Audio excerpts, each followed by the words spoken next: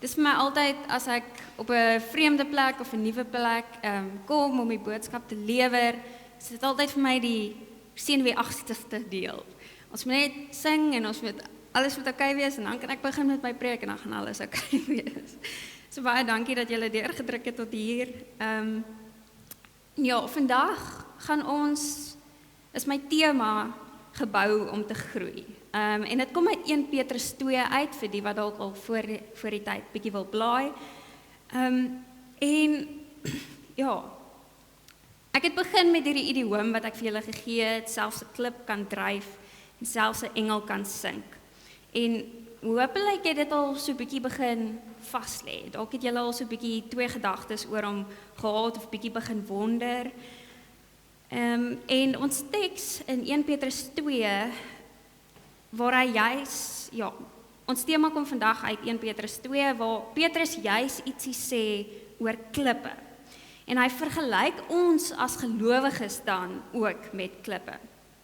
Maar vir 'n bietjie agtergrond, Petrus se regte naam was eintlik Simon gewees. Baie van julle ken dalk die disipel beter as Simon Petrus, of ja, toe hy 'n openbare belydenis wel afgelê het en gesê het dat Jesus wel die Messias was, toe het Jesus vir hom 'n ander naam gegee. En die naam in Aramees was Kefas gewees. En as jy dit vertaal na die Grieks toe, is dit Petros en vandag het ons uitgekom by Petrus. So, dit is ook so 'n lekker storieetjie. Maar hierdie naam in Aramees beteken eintlik rots.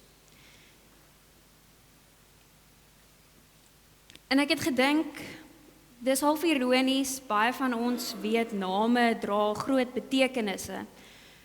Maar hier dra Petrus se naam eintlik iets ook wat hy in sy toekoms sal raakloop.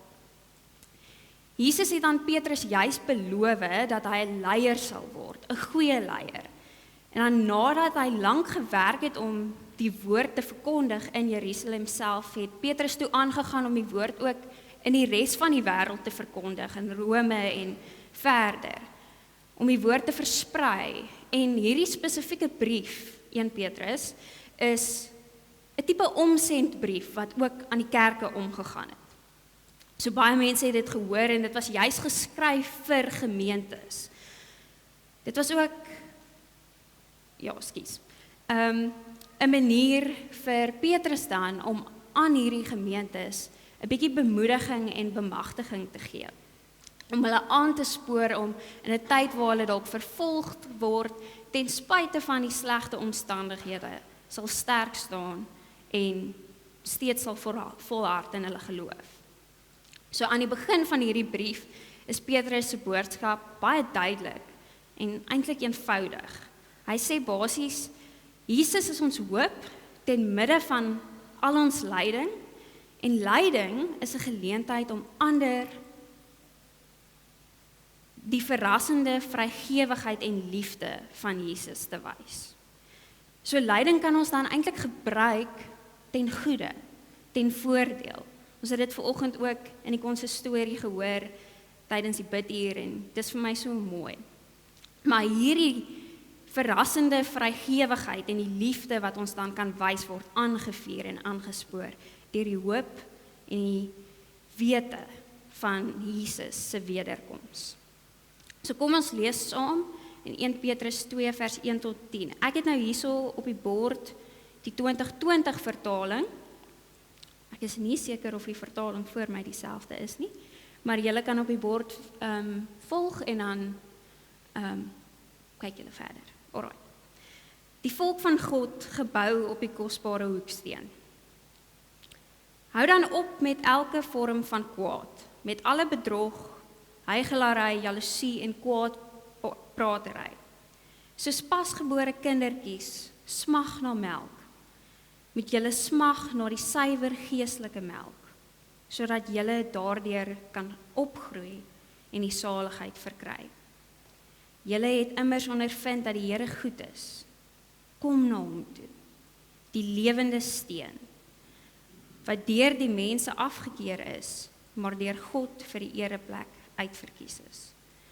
Laat julle as lewende stene opbou tot 'n geestelike huis, om 'n heilige priesterdom te wees, en geestelike offers te bring wat deur Jesus Christus vir God welgevallig is. Daarom staan daar in die skrif, kyk, ek lê in Sion 'n hoekklip, uitverkies vir die ereplek. Wie in hom glo, word nooit teleurgestel nie. Julle wat glo, deel in hierdie eer, maar vir die wat nie glo nie, geld die woorde. Die klip wat deur die bouers afgekeur is, juis hy het die belangrikste klip in die gebou geword. En 'n klip waaroor 'n mens struikel, en 'n rots waarteen jy jou stamp, hulle struikel omdat hulle nie aan die woord gehoorsaam is nie. So het God dit ook vir hulle bestem. Julle daarenteen is 'n uitverkore volk, 'n koninklike priesterdom, 'n nasie wat vir God afgesonder is, die eiendomsvolk van God, die volk wat die verlossingsdade moet verkondig van hom, wat julle uit die duisternis geroep het na sy wonderbare lig. Julle was vroeër geen volk nie, maar nou is julle die volk van God.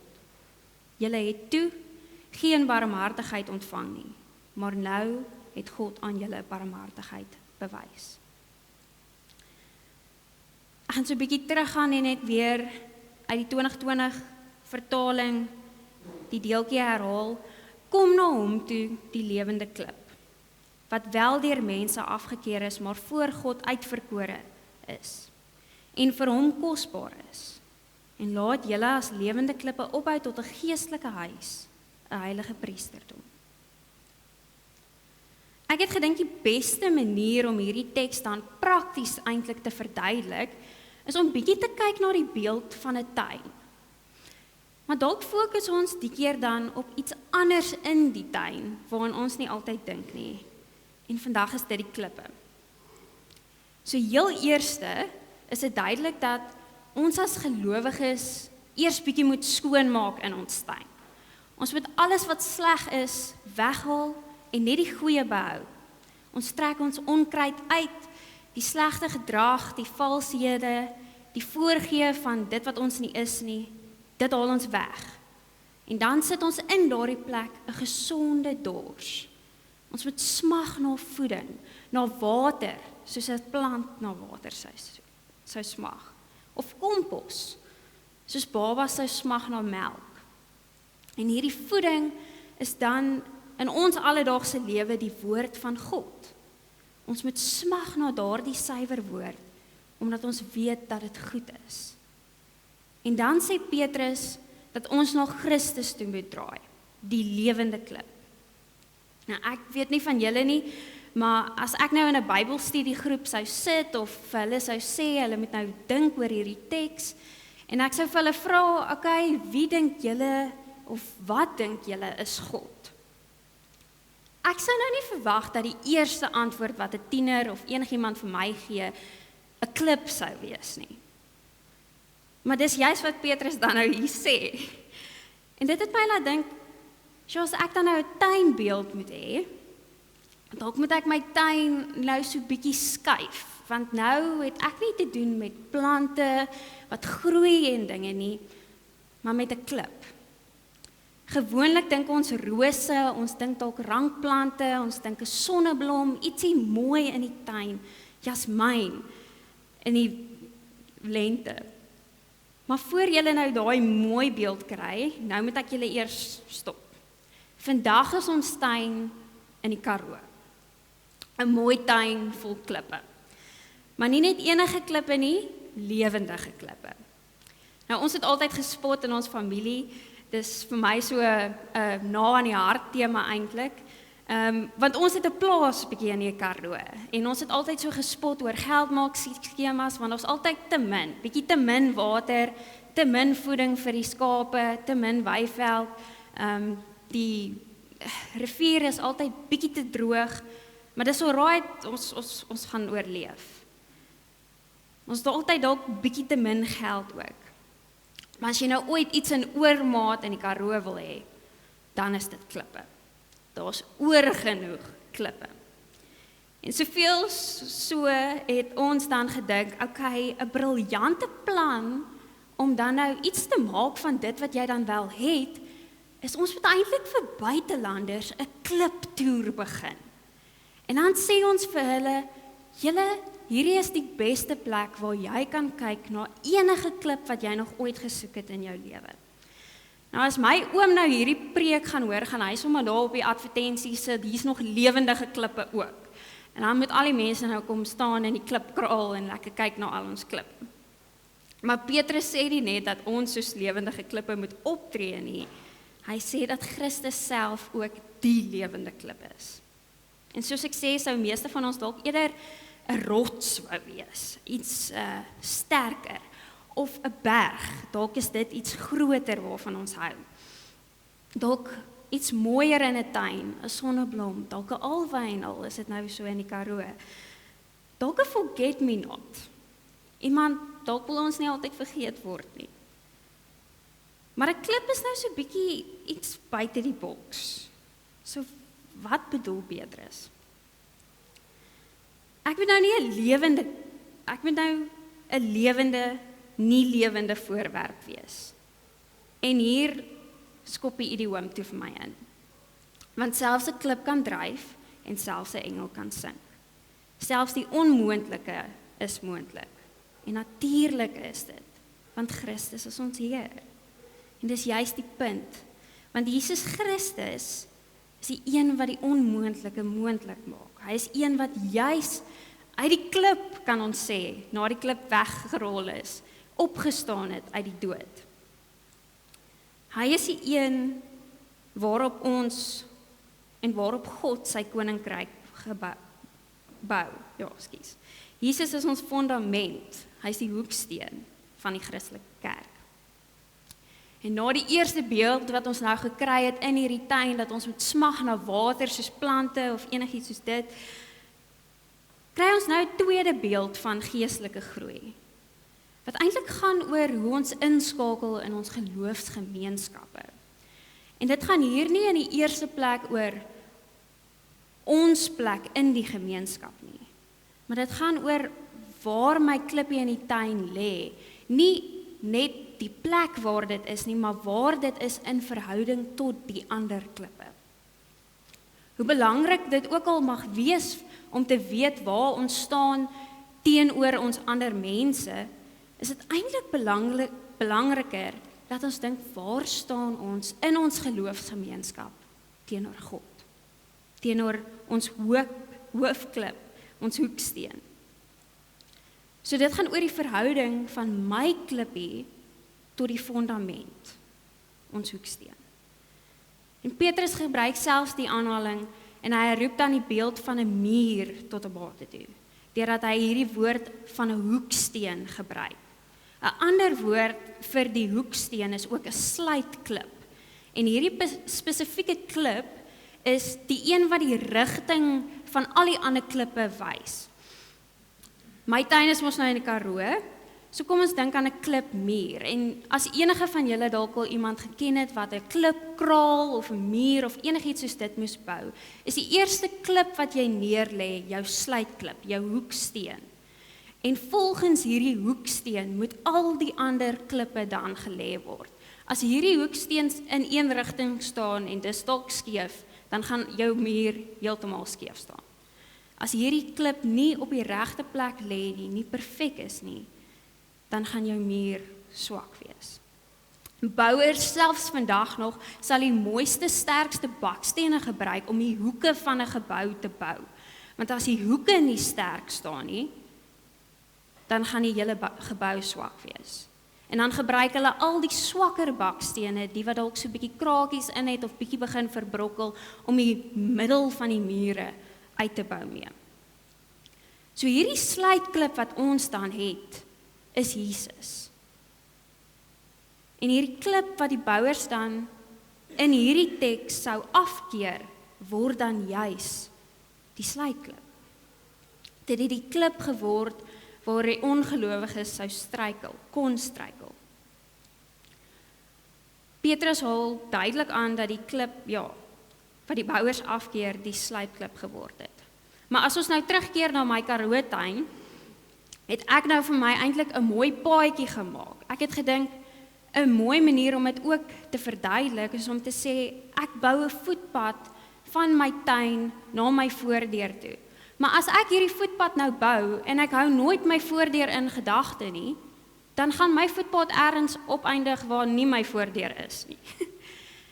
En my doel is eintlik om by die voordeur uit te kom. As ek dan ook nie kyk waar ek loop nie en nie die klippe mooi raak sien nie, dan gaan ek struikel oor die klip. Dalk val op my gesig. So sê Petrus dan word die ongelowiges deel van diegene wat jy struikel. Want ons sluitklip is Jesus Christus. So vandag met die lewende klip in gedagte, kan ons dan die volgende saamvat. Ons is vandag klippe in 'n tuin, lewende klippe, maar hoekom dan nou lewendig? En dit was vir my eintlik so 'n ironiese woord, so 'n paradoksale term wat Petrus nou hier gebruik het. Iets onmoontlik wat moontlik geword het. Maar ons is gelyk aktief, ons as mense is groeiend en lewende dele aan hierdie tuin, aan ons gemeenskap. Maar ons is ook vas, ons is gegrond en ons is gevestig in ons fondament. Die spanning tussen hierdie twee dinge, dat ons groei en lewend is, dat ons 'n deel het, maar dat ons tog vas staan, dat ons geheg is, sterk is, nie kan wankel nie in iets, is wat belangrik is vandag vir ons om te onthou. Dat ons reeds iets is, maar dat ons soms dan nie altyd daarvolgens leef nie. Ons is deel van 'n gemeenskap, van 'n klipmuur of van 'n kliptuin, maar soms staan ons los. Ons is so 'n bietjie eenkant, afgesonder. Ons is gevorm, ons is afgerond en perfek, ingekap in die muur in. Vir die van julle wat nou ook kan dink aan die klipmuur voorbeeld, as jy jou klip kies om die muur te bou, moet die klip wat jy neerlê ook baie mooi presies pak, want klippe is mos verskillende vorms, verskillende groottes en al daardie dinge. So soms is daar 'n gaping en net een spesifieke klip kan in daai gaping pas. Soms moet daar 'n bietjie afgeskaaf word. Die klip moet so 'n bietjie aangewerk word. Hy moet ingekap word sodat hy perfek ingemessel kan word in hierdie muur. So as ons nou gevorm is en afgerond is om perfek te pas, ingekap word om op te bou. Maar soms leef ons nie so nie. Soms leef ons nie asof ons daardie ondersteunende klippe is nie. Soms leef ons nie asof ons mense juis moet regop hou en ondersteun nie. Dan word ons self soms die struikelblokke. So ons is lewende klippe, maar ons leef soms soos gewone dooie klippe.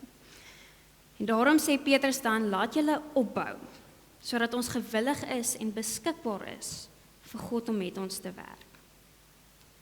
As Christus dan nou ons hoeksteen is, ons sluitklip, laat ons hom dan toe om in ons te werk. Bou ons op hom. Volg ons hierdie sluitklip wanneer ons mure bou. Of struikel ons oor die klippe. Petrus eindig dan deur verdere prentjie te skep van 'n geestelike huis. Van die familie in Christus. Hy sê ons is 'n uitverkore geslag, 'n koninklike priesterdom, 'n heilige nasie en 'n volk wat aan God behoort. So dan gaan dit nie oor ons as individuele klippe nie, maar oor ons in hierdie gemeenskap.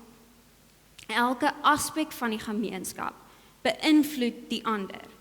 As een opgebou word, word die ander een ook opgebou. Maar as een aan gebrek ly, dan ly die ander ook.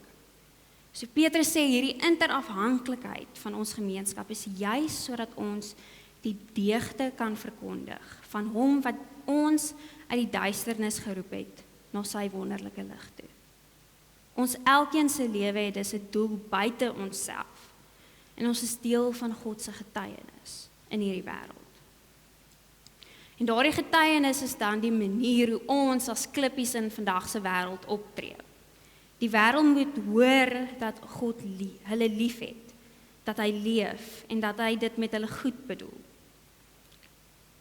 So kan hulle dan ook Jesus as hoeksteen aanvaar of in hulle lewe ontvang en nie in die gevaar loop om oor hom te struikel nie. So breek die lig dan deur in 'n wêreld wat in duisternis gehul is. So net om weer op te som, bietjie weer saam te vat wat ons alles vandag saam gedoen het. Ek gaan net die kerkklok laat lui.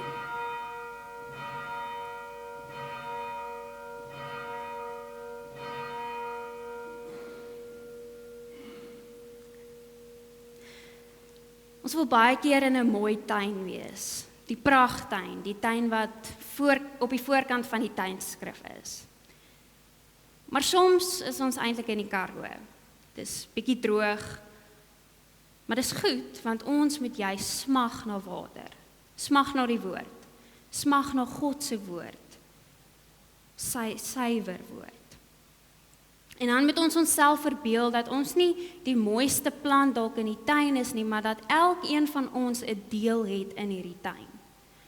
Dat ek dalk 'n klippie is, iets wat die grond vashou, sodat die reën dit nie wegspoel nie. Dalk is ek 'n klippie in die randsteen wat die bedding mooi maak. Dalk is ek 'n klippie in die voetpad na die voordeur toe. Dalk is ek 'n klippie in die klipmuur. Maar elkeen van ons het 'n verskillende plek en dan 'n verskillende doel. 'n Goeie doel, as 'n lewende klip.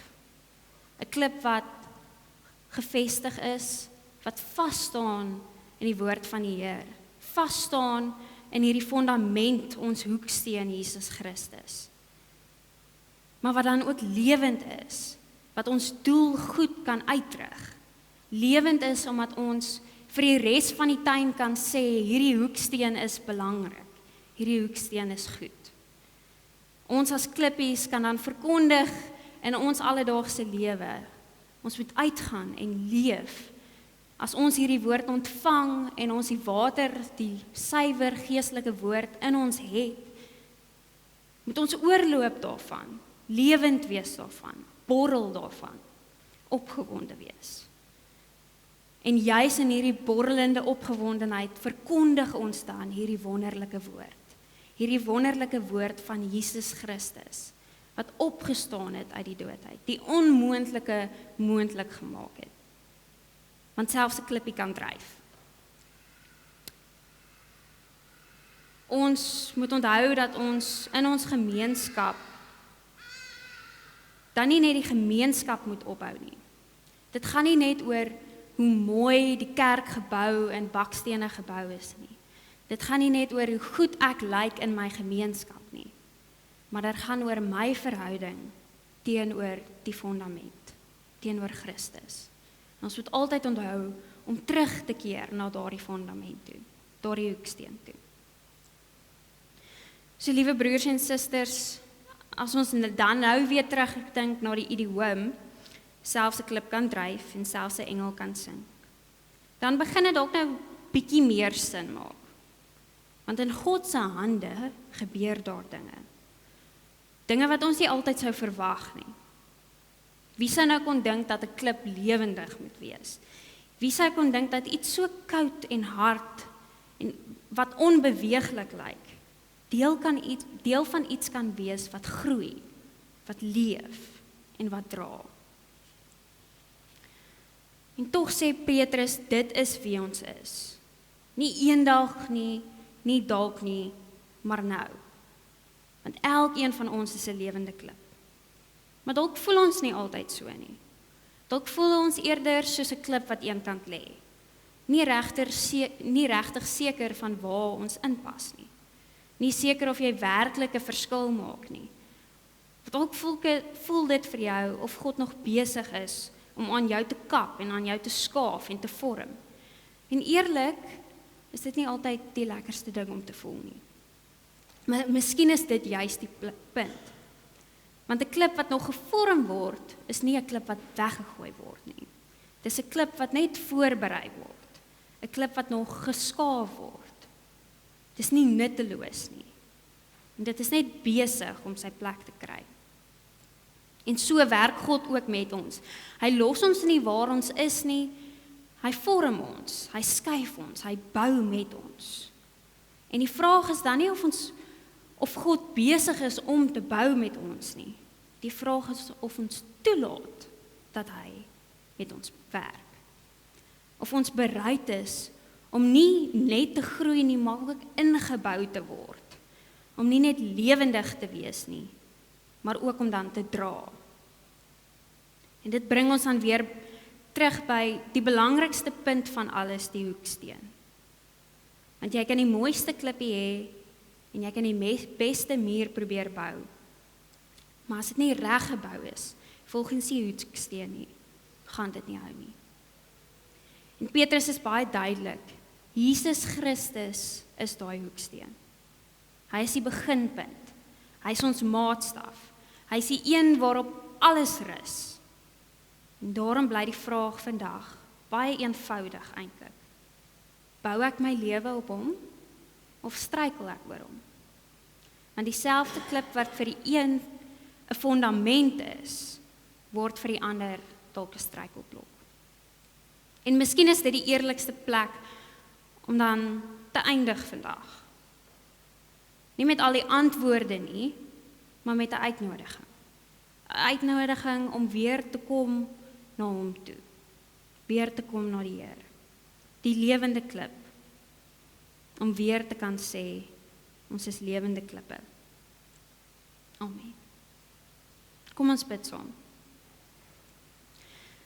Liewe Heer, baie dankie dat ons vandag weer saam net hier kon hoor wie ons is in U. Dankie dat U ons nie sien as iets nutteloos of oorbodig nie, maar dat U ons sien as lewende klippe, mense wat U self kies, vorm en gebruik. Here, help ons om gewillig te wees. Geef vir ons oop harte om deur U gevorm te word. Geef vir ons die geloof om op U te bou en nie oor U te struikel nie. Help ons om ons lewe op U te rig in alles wat ons doen, alles wat ons sê en alles wat ons is. Here, ons erken vandag dat ons nie altyd leef soos dit nie. Ons raak maklik los, onseker of selfs struikelblokke verander. Ons probeer soms ons eie pad bou of ons vergeet om ons lewe op U te grond. Maar dankie dat U nie ophou bou nie. Dankie dat U geduldig met ons werk, selfs wanneer dit ongemaklik is, selfs wanneer ons nie altyd verstaan nie. Here, vorm ons, Heer, gebruik ons en bou ons in daar waar ons hoort, want ons weet God is besig om te bou. U bou 'n volk, U bou iets wat sal bly staan en ongelooflik genoeg kies U om dit te doen met klippe soos ons. Maak ons deel van die bouwerk en gebruik ons lewens sodat ander deur ons kan sien wie U is. Ons bid dit in U naam alleen. Amen.